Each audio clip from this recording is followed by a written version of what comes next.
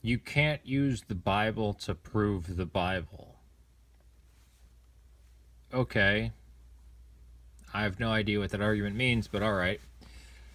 Um, you can't use the Bible to prove the existence of Jesus. Well,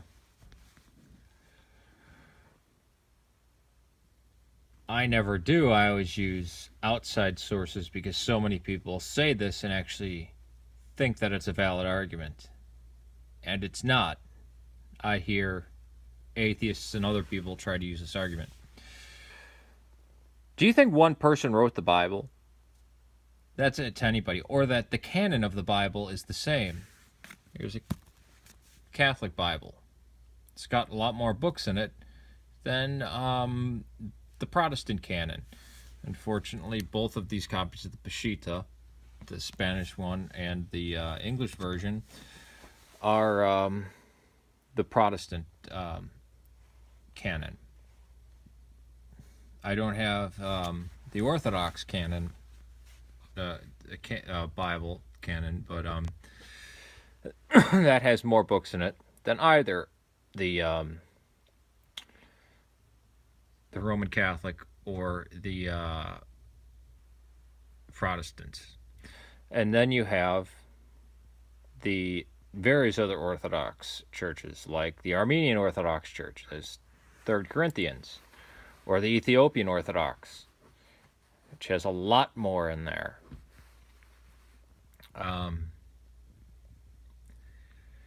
Matthew, Mark, Luke, and John were not written by the same person. They have conflicting theologies, most secular scholars would say. In fact, admittedly, they have different viewpoints. You have 7 confirmed among the most skeptical atheistic scholars, 7 confirmed works of Paul. They're the 7 authentic letters of Paul. Then you have the disputed ones. Then you have the pastorals.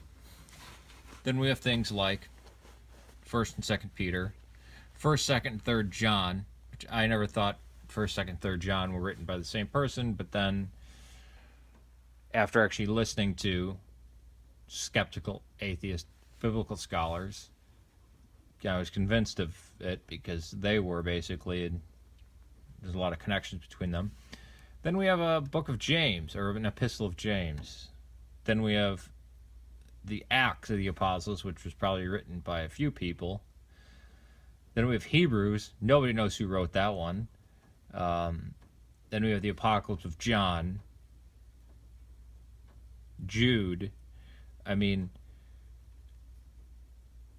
these were all written by different people in different areas. 2 different people. Yes, Matthew and Luke were using Mark as a template, and they were also using Q. So why do we have Matthew and Luke? Because they have 2 competing communities.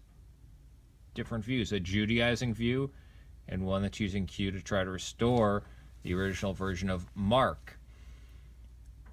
Yet we still have the existence of Mark.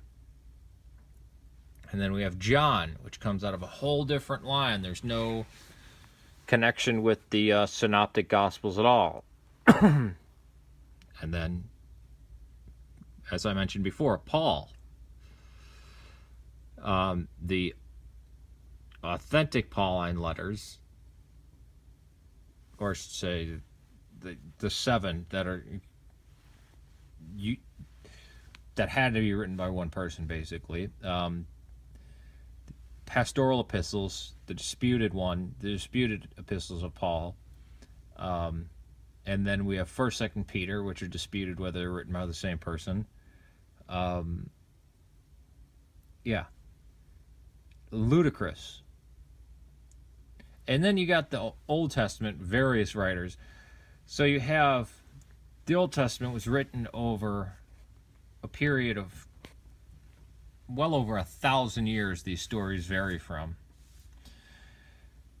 And then you have the intertestamental books, or the Deuterocanon.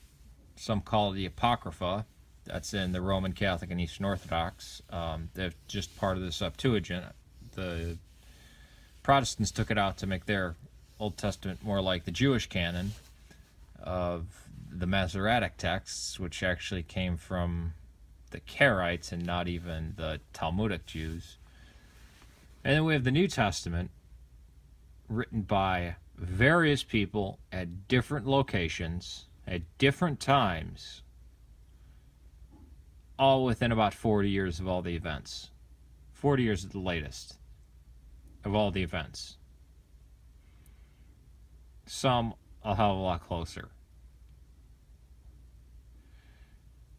That was 40 years away. Yeah, that's what, like Vietnam was longer ago than that. So, yeah, nobody can correctly remember events of Vietnam, right? Cambodian genocide. East Berlin, the fall of the Berlin Wall. Nobody could accurately describe that nowadays, right? This is the stupidest thing ever. It's people who have no clue. And then there's other idiot fundamentalists that put the same weight on books of the Old Testament as they do books of the New Testament. Well, if one part of the Bible isn't true, then the rest of it can't be. The Bible, it means books. It's a collection of books. And it's not even the same canon. Again, across different churches, you have different canons of Scripture. The early Protestants put a lot of the Catholic epistles into a theolegomena category, or an anti-legomena category. Luther wanted to take out James, the Epistle of James, called the Epistle of Straw, but Melanchthon convinced him otherwise. Again, being totally stupid about history is not a mark of intelligence, or even just facts. All right, peace to you.